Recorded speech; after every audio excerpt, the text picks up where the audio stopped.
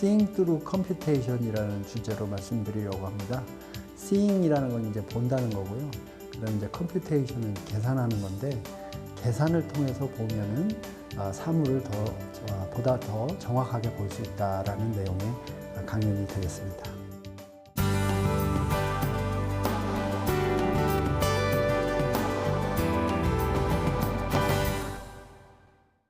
저는 Seeing through computation이라는 제목으로 말씀을 드리겠습니다. Seeing이라는 건 다 아시죠? 이제 보는 거잖아요. 보는 거.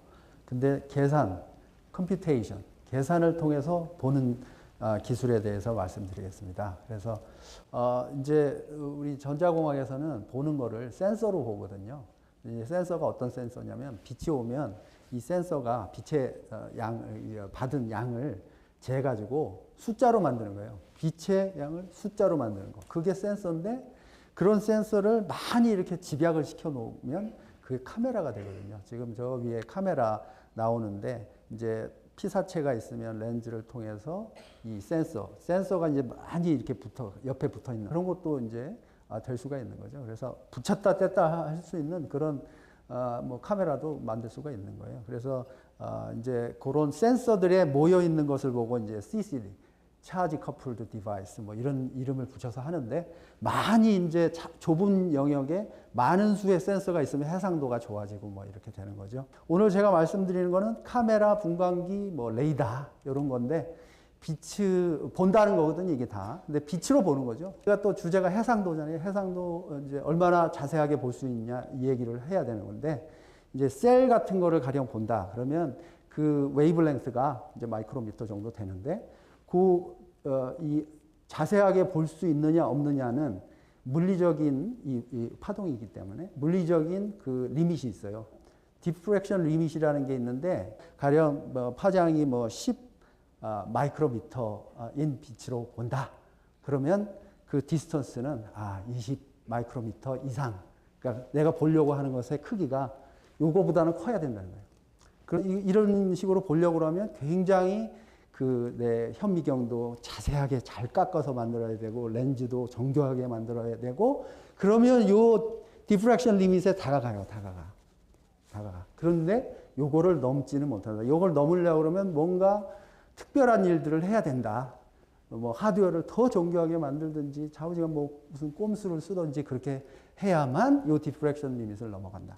근데 제가 오늘 말씀드리고자 하는 거는, 이거를 수학으로 넘을 수가 있다. 디프렉션 리밋을. 수학으로 이용을 하면 요 디프렉션 리밋을 넘어가고, 그러면 저기 지금 보시는 바와 같이 대역이 있는데, 한 뭐 10배 정도 내가 더 잘 볼 수 있다. 그러면 가령 말씀드리면, 비저블 라이트 이전에서 내가 비저블 라이트로 보는데 수준이 UV 라이트로 보는 것처럼 그 해상도가 나올 수 있게 만들 수 있다. 그러면 이건 굉장히 혁신적인 일이거든요. 이 두 가지 다른 성질의 것을 대역을 보는데 수학만으로 이걸 뛰어넘을 수 있게 만든다는 건 굉장한 일이거든요. 그러면 이제 가령 이제 시장에 뭔가 내 제품을 내놓으면 완전히 다른 얘기 하는 거예요. 경쟁이 안 되는 거예요. 이런 거를 가지고 가면. 그러니까 가령 말씀드리면 텔레스코프 같은 거가 되겠죠. 멀리 있는 이제 갤럭시를 보고 있었는데, 두 개의 스타를 구분해 보고 싶었는데, 그 텔레스코프가 별로 성능이 안 좋아서 퍼지니까 한 개로 보인단 말이죠. 근데 수학을 써서 하면 두 개로 본다. 그 얘기입니다. 수학을 썼더니 그런 걸 이겨낼 수가 있다 그러면, 해상도를 좀 더 디프렉션 리밋보다 더 좋아지게 만드는 방법은 없겠느냐? 그거를 물어볼 수가 있게 되는데, 그때는 센서의 숫자보다 내가 찾고자 하는 언노운 벡터의 언노운의 개수가 더 많을 때예요. 그래서 지금 저 매트릭스 보시면 일부러 옆으로 쭉 퍼지게 해놨어요. 그래서 더 자세하게 볼 수 있게 만든 거죠. 요거는 근데 못 푸는 방법이었어요. 이전에는. 요런 것들은 새롭게 수학이 나왔어요. 지난 한 10년, 20년 사이에. 모든 수학이 다 동원돼 가지고 요거를 잘 푸는 수학적 이론이 나오고 알고리즘들이 만들어졌어요. 그래서 요거를 가지고 이 언노운의 숫자가 훨씬 더 많은데도 여기서 일로 올 수 있게 해답을 잘 찾을 수 있게 됐습니다. 그렇게 했더니 해상도를 한 10배 정도 기존 거보다 높일 수 있다라 된 거예요. 그러면 이제 이 수학적 이퀘이션으로 풀었을 때 답이 잘 나오는 거니까 이 수학적 이퀘이션이 답을 잘 내는 방향으로 매트릭스 엘리먼트들을 좀 바꿔보자 하는 생각을 하게 됐고, 그랬더니 이런 랜덤한 필터를 쓰게 하고 랜덤 미디어를 통과시켰더니 답을 더 잘 찾더라까지 오게 된 겁니다. 그래서 여기서 1로 또 넘어올 때 또 한 10배. 그러면 총 몇 배요? 10배 곱하기 10배면 100배가 좋아지는 것도 가능해질 수 있다라는 게 된 겁니다. 그 다음에 이제 랜덤하게 그 필터링을 하자라는 아이디어가 나왔잖아요. 그래서 수학이 이제는 하드웨어 디자인에 영향을 미치기 시작하는 겁니다. 그래서 하드웨어 디자인할 때 이전에는 오브젝트가 있으면 대물 렌즈를 통해서 그냥 봤어요. 근데 수학을 통해서 보면은 시스템이 이제 바뀌게 되잖아요. 그래서 그러면 터비드 렌즈, 피부 같은 이런 터비드 렌즈를 통과시켜서 보자. 그러면 더 잘 본다고 찾는다고 했으니까, seeing through computation을 더 잘한다고 했으니까. 그래서 수학을 이용해서 보면 터비드 렌즈를 통과하면 당연히 이게 피부를 통과하고 나면 빛이 산란이 돼가지고 막 뒤죽박죽이 되겠죠. 근데 수학을 이용해서 잘 풀 수가 있으니까 그걸 해서 풀었더니 그냥 보는 것보다 훨씬 잘 보더라. 라고까지 나오는 겁니다. 그래서 이런 것이 되면 이제 피부 속을 뚫고서 보는 셀의 움직임을 실시간으로 볼 수 있는 뭐 그런 기술이 될 수 있고, 요거는 이제 곤충의 눈 이그젬플인데요. 곤충의 눈처럼 이렇게 생긴 혼눈 구조예요. 그래서 눈이 막 여러 개 달린 건데 이 눈이 이전에는 한 곳만 바라보게 했어요. 한 곳만. 그래서 어떤 오브젝트가 오면은 이 한 곳만 보기 때문에 미세한 것들은 못 보게 이렇게 됐습니다. 근데 지금 아까 보여드렸던 그 수학으로 하면 야, 눈을 왜 한쪽만 보게 하냐? 열어가지고 인터피어런스를 일부러 좀 만들게 확 열어서 넓은 영역을 보게 만들자. 그러면 이것들이 서로 간섭을 일으켜가지고 아까 그 매트릭스처럼 그냥 메저먼트를 하면 빛의 세기를 재면 이렇게 아무것도 안 나와요. 이상하게 시꺼멓게 나오는데 수학을 이용해가지고 더 정교하게 찾아낸다는 거죠. 그래서 이 미세한 그 구조를 다 알아낼 수 있는 이런 거가 되는 것입니다. 그러니까 할 수 있는 것들은 가령 이제 사드 그런 거 할 때도 전자기파를 쏴가지고 미사일의 위치를 실시간으로 추적하고 있다가 이제 떨어질 때쯤 되면 우리가 대응 미사일을 쏴갖고 격추시키는 거잖아요. 그런 거 할 때도 이 미사일의 위치를 실시간으로 정확하게 파악할 수 있어야 되는데 이런 수학들이 이용되게 되는 겁니다. 이 사드 레이더의 그 하드웨어 값은 얼마 안 돼요. 거기에 들어간 수학적 알고리즘 개발하는데 시간이 많이 들고 파라미터를 옵티마이제이션 하는데 돈이 많이 들어가는 겁니다. 경험치가 들어가니까. 그래서 소프트웨어가 사실 돈을 우리가 제일 많이 지불하는 그런 것이거든요. 그 다음에 분광기가 만약에 그렇게 만들 수 있다고 하면은 소형화를 해서 누구든지 갖고 다닐 수가 있게 되는 겁니다. 그러면 뭐 내가 고기를 살 때 이게 상했나 안 상했나 볼 수도 있고 미세먼지.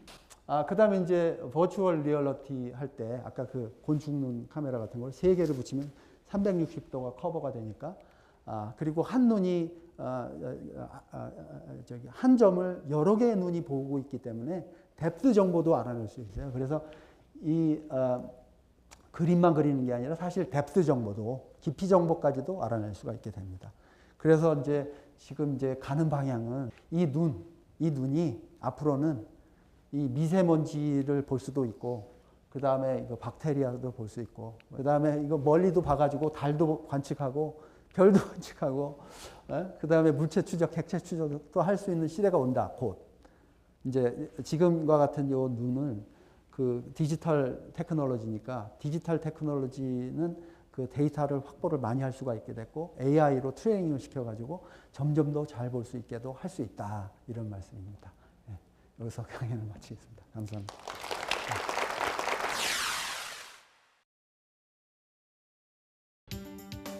제가 오늘 말씀드릴 내용은 그래핀을 아주 넓은 면적으로 대면적으로 저온에서 합성하는 기술입니다.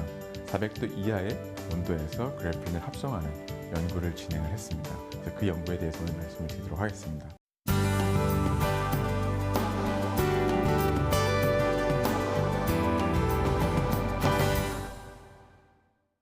제가 오늘 말씀드릴 내용은 아주 넓은 면적으로 대면적으로 그래핀을 이제 제조하는 합성하는 기술인데요. 그래서 이제 특히 보통 한 1000도씨에 굉장히 높은 온도에서 그래핀을 합성하는데 저희는 이제 저온에서 그래핀을 합성하는 기술입니다. 이제 저온이라고 하면 보통 생각하시기에 뭐 실온, 뭐 100도 이렇게 생각하실 수 있는데 저희 이제 반도체를 연구하는 사람들의 저온은 400도가 기준입니다. 그래서 400도 이하의 온도이면 이제 저온이 되고요. 왜냐하면 반도체 소자는 보통 이제 400도 이상이 넘어가면 걔네들이 파괴가 됩니다. 죽어버립니다. 그래서 손상이 돼서 재기능을 못하게 되고요. 400도 이하에서는 어느 정도 버티기 때문에 이제 저온이라고 하면 이제 400도 이하의 온도가 되겠습니다. 그래서 저희가 대면적으로 그래핀을 400도 이하의 온도에서 합성하는 기술에 대해서 연구를 했고요. 그거에 대해서 말씀을 드리도록 하겠습니다. 그래핀은 탄소 원자라는 하나의 물질로 이루어져 있는 물질입니다. 그래서 보시는 바와 같이 육각형 구조로 탄소 원자들이 배열돼서 서로 연결된 탄소 원자 하나의 층으로 이루어져 있는 물질입니다. 그래서 굉장히 얇고요. 실제로 0.4나노미터 정도 두께가 됩니다. 그 다음에 얘네들이 서로 공유결합이라는 걸로 연결돼 있어서 굉장히 기계적으로 강한 특성이 있습니다. 그리고 또 하나는 굉장히 우수한 정기적 특성을 가지고 있습니다. 그래서 이러한 굉장히 우수한 특성들이 많이 있기 때문에 이런 것들을 다양한 제품에 적용하기 위해서 많은 연구들이 이루어지고 있습니다. 그래서 간단하게 그걸 몇 가지 말씀을 드리면 보통 이제 금속이 굉장히 전기 전도도가 빨라서 전류를 많이 흘릴 수가 있습니다. 특히 그 중에서도 구리가 이제 굉장히 전도도가 높다라고 알려져 있는데요. 그래서 우리 주변에 전기를 수송하는 대부분의 전선은 다 구리로 되어 있습니다. 근데 이 구리보다 훨씬 전기 전도도가 좋다라고 알려진 물질이 그래핀입니다. 그래서 이러한 그래핀을 뭐 반도체 소자나 또는 이러한 디스플레이 소자의 뭐 배선, 그 다음에 전극으로 응용하는 연구가 현재 많이 진행이 되고 있고요. 그리고 또 하나는 이제 모빌리티라는 게 있는데요. 이게 전하 이동도입니다. 물질 내에서 얼마나 전자가 잘 이동할 수 있는지를 가늠해주는 척도라고 할 수 있는데 보통 이제 저희가 반도체 소자에서 실리콘을 사용을 하고요. 이 실리콘의 전하 이동도는 1000 정도 됩니다.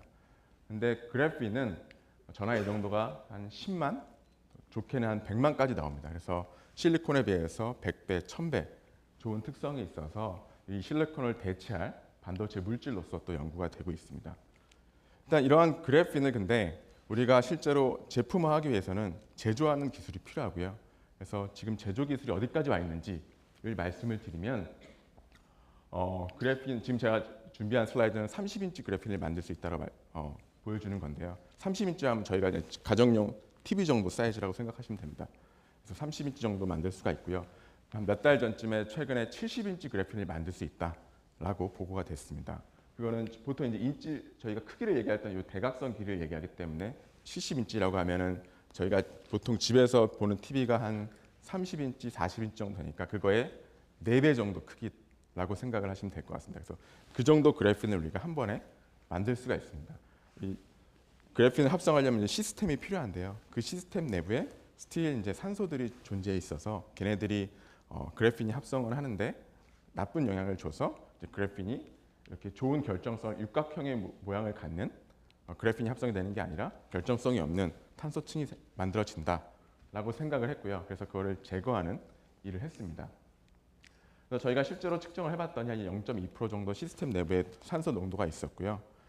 그리고 나서 이걸 제거하기 위해서 이제 펌핑을 해주고 비활성 기체인 알곤을 이용해서 퍼징을 해줬습니다. 그래서 펌핑하고 퍼징을 계속 해줬더니 산소 농도가 0%로 떨어졌고요. 그래서 0% 거의 산소가 없다라는 걸 확인하고 이러한 공정을 그래핀을 합성하기 전에 해주고 나서 그래핀을 합성을 했습니다. 그랬더니 보시는 바와 같이 굉장히 넓은 면적의 유니폼한 그래핀 방막층이 합성이 됐습니다. 그래서 이걸 이제 저희가 전문 용어로 이제 악시전 프리 APCVD라고 이제 명명을 했습니다. 그래서 산소가 없는 환경에서 대기압, 상압에서 CVD라는 화학 기상 증착법을 이용해서 그래핀을 합성을 했다라고 이제 저희가 명명을 했고요. 그러고 나서 저희가 이제 굉장히 온도를 낮춰서 그래핀을 만들었는데 얘가 실제로 다른 굉장히 높은 온도에서 합성되는 그래핀하고 같은 품질을 갖는지를 확인하기 위해서 그 연구를 분석을 했습니다. 그래서 전하 이동도를 가지고 저희가 그 평가를 진행을 했습니다. 그래서 1000도씨에서 합성한 일반적으로 합성하는 그래핀하고 저희가 만든 300도씨에서 합성한 그래핀을 비교를 해봤더니 모빌리티가 한 이 정도 나왔는데 아까 10만보다는 높진 않지만 1000도씨에서 합성해서 한 이 정도 나옵니다. 그래서 거의 동등한 품질을 갖는 그래핀이 만들어진다라는 것을 확인을 했습니다. 저희가 이제 전자소자가 가장 많이 사용되는 제품 중에 하나가 이제 휴대폰입니다. 여러분들 뭐 휴대폰 360을 다 들고 다니시잖아요, 그렇죠? 휴대폰 안에 이제 IC 칩이라는 인티그레이티드 서킷이라는 IC 칩이 들어 있고요. 여러분 열어보면 그 칩이 들어 있고 그 칩 안에 굉장히 수많은 개수의 트랜지스터라는 게 들어 있습니다. 여기 이제 트랜지스터인데 이들 간에 서로 연결해주는 작업이 필요합니다. 그래서 이러한 연결해주는 작업을 배선이라고 하고요. 그래서 금속들을 이용해서 이것들을 서로 연결해서 정기적으로 신호를 주고 받고를 하게 됩니다. 이게 전기 신호가 이렇게 전자가 이동해서 전달이 돼야 되는데 전달하는 길이 길어지니까 시간도 점점점 전기 신호가 가는 시간도 점점점 길어지게 되고요. 그래서 이 시간을 줄이려면 전기 전도도가 더 높은 물질을 사용을 해야 됩니다. 그래서 옛날에는 알루미늄을 사용을 했고요. 지금 우리가 사용하고 있는 휴대폰에 들어가는 트랜지스터에는 카파, 구리가 사용이 되고 있고요. 저희가 여기에 적용하기 위해서 400도 이하의 저온에서 이제 그래핀을 합성하는 기술을 개발을 했던 겁니다. 그래서 저희가 실제로 카파 위에 그래핀을 얹어서 적층해 가지고 카파 그래핀 적층 구조의 배선을 만들고 실제 카파 배선하고 서로 비교를 해봤습니다. 그래서 요거 두 개를 이제 숫자를 비교하시면 되는데요. 요게 이제 구리만으로 이루어져 있는 배선이고 요게 구리와 그래핀으로 이루어져 있는 배선입니다. 이 두 개를 비교를 해보시면 한 20-30% 정도 비저항이 낮아진 것을 확인하실 수가 있고요. 그다음에 이게 이제 J라는 게 전류 밀도입니다. 그래서 얼마나 많은 양의 전자가 흐를 수 있는지를 나타내주는 건데 한 10% 이상 개선된 것을 보실 수가 있습니다. 그래서 그래핀을 구리 위에 얹어서 적층조를 만들어서 배선을 사용하게 되면 구리만 사용했을 때보다 한 10%에서 한 20% 정도 개선되는 효과가 있다. 그래서 실제로도 반도체를 제품을 파는 회사들, 그 다음에 반도체 제품을 만드는 데 필요한 장비를 만드는 회사들에서 굉장히 많은 관심들을 가지고 있는 기술이라고 말씀드릴 수 있을 것 같습니다. 이상입니다.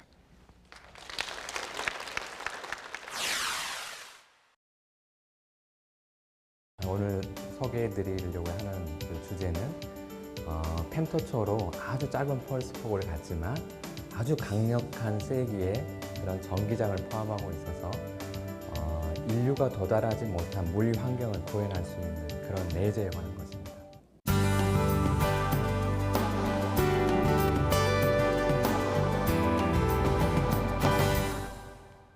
제가 먼저 이야기를 하기 전에 간단하게 좀 여러분들이 그 낯설어 할 것 같은 단위가 있어서 소개해 드리겠습니다. 어떤 단위냐면 저희가 이제 전력 같은 경우에 단위가 와트나 또는 좀 많이 쓰면 킬로와트 막 이러는데 저희는 좀 단위가 다릅니다. 단위가 테라와트 또는 페타와트 막 이렇게 단위가 엄청 큽니다. 보시면 아시겠지만 테라와트는 1조 와트에 해당하고 페타와트는 1000조 와트에 해당합니다. 이런 단위는 사실은 주변에서 좀 듣기 어려운 단위여서 미리 소개해 드렸고 저희가 개발한 그 레이저들의 그 출력들이 다 페타와트 그리고 테라와트 그렇습니다. 좀 더 그 감을 좀 더 드리기 위해서 테라와트 그리고 페타와트가 어느 정도의 그런 출력인가에 대해서 좀 간략하게 소개해 드리면 보시는 거는 이제 2012년에 전 세계 발전소에서 생산한 전력량입니다. 근데 안에 이제 토탈해서 22,752 테라와트 아워라고 되어 있는데 사실은 이제 이거는 1년간의 양을 다 계산한 거고 이제 초당 그러니까 단위 시간당으로 계산하면 밑에 보시는 것처럼 사실 2.6 테라와트 정도입니다. 그래서 전체 세계가 2012년에 세계적으로 생산한 발전소에서 생산한 그 전력량이 2.6 테라와트고요. 페타와트는 사실 저희 별로 쓰지 않는 그런 단위입니다. 하지만 이제 저희가 그 태양에서 지구에 오는 그 모든 빛의 양을 이제 계산을 하면 어느 정도 나오냐면 174 페타와트 정도 됩니다.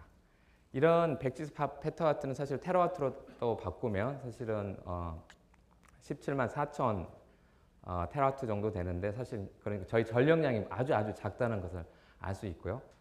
이런 174 페타와트의 그 태양으로부터 온 빔을 이제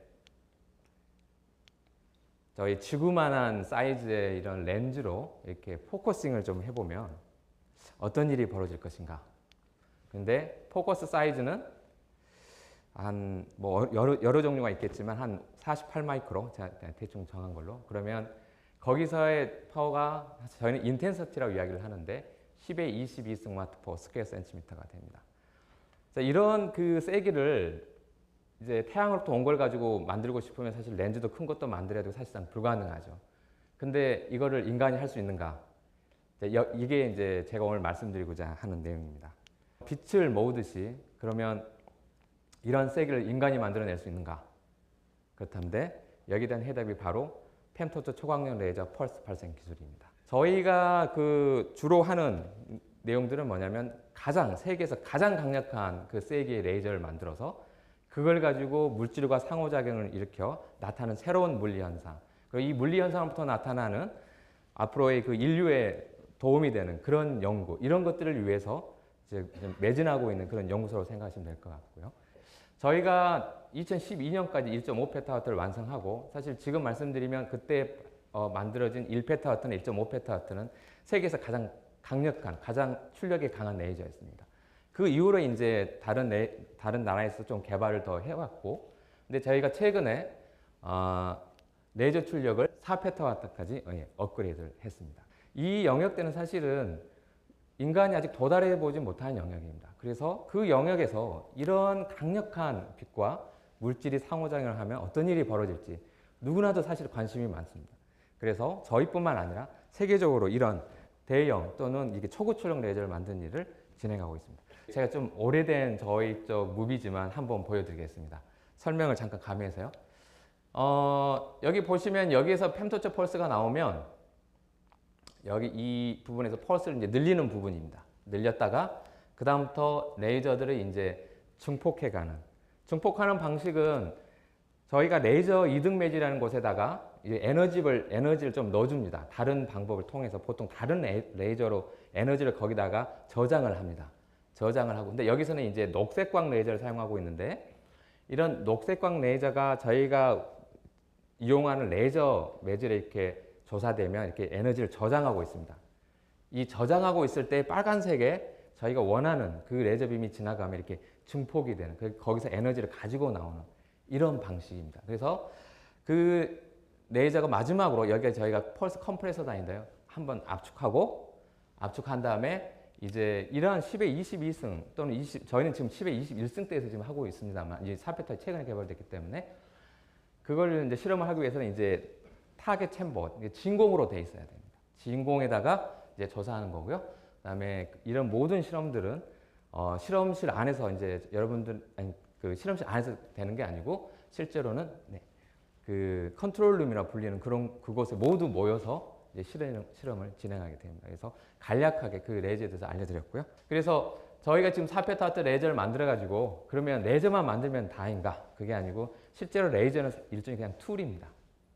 레이저는 일종의 툴이고 이걸 가지고 이용하는 게 사실 진정한 또 하나의 연구입니다. 그래서 이걸 가지고 뭘 할 수 있는가? 사실은 여러분들 좀 몇 번 들었을 것 같은데, 하나는 뭐 간략하게 소개해드리고 싶은 거는 이제 아까도 말씀드렸지만 강력한 레이저가 이런 물질과 상호작용을 하게 되면 전자도 나오고 양성자도 나오는데 이 입자들의 대단히 에너지가 큽니다. 그 중에 하나가 양성자라고 그러면 이 양성자가 저희가 최근에까지 거의 100매부까지 지금 저희가 가속을 하고 있는데, 쓸 수 있는 거는 그야말로 양성자 가속기 이런 부분에 쓸 수 있고, 또 하나는 퓨전 에너지라고 그래서 양성자로 사실은 핵융합하는 그런 연구, 마지막으로 의료용으로 해서 양성자 캔서 테라피 이런 데 쓸 수 있습니다. 실제로 우리나라의 국립암센터에 가면 양성자를 이용해서 암 치료하는 곳이 있습니다. 그래서 그런 곳에 그런 양성자를 사용해서 하고 있기 때문에 이러한 레이저를 가지고 나타나는 기초현상뿐만 아니라 이런 응용되는 부분까지 같이 활용할 수 있고요. 또 하나는 이제 그 전자가속기인데, 사실 가속기는 사실 많이 들어보셨을 것 같습니다. 포항에 가면 우리나라에 아주 유명한 가속기가 있으니까요. 그래서 이 가속기에서 두 종류의 가속기가 있는데, 하나는 방사선 가속기가 있고 하나는 이제 그 엑스펠용으로 만들어진 그래서 가속기가 있는데, 저희 그 레이저를 업그레이드 하기 전에 레이저로 저희가 도달한 에너지는 저희가 지금 이야기로는 한 3제부 정도 도달했다고 이야기를 하고 있습니다. 자, 그래서 제가 결론적으로 말씀드리고 싶은 거는 이 분야는 사실 기초 연구를 통해서 저희처럼 개발하는 그런 부분 그 그룹이 있고요. 그다음에 그 유럽에 사실은 아까 말씀드렸지만 다 그 기업들과 같이 코업해서 같이 만들고 있습니다. 그러니까 자체의 기술이 아닌 거죠, 사실은. 그래서 저희만이 사실은 저희 자체의 기술로 현재 4페타트까지 도달해 가고 있다고 생각하시면 될 것 같습니다. 이상입니다.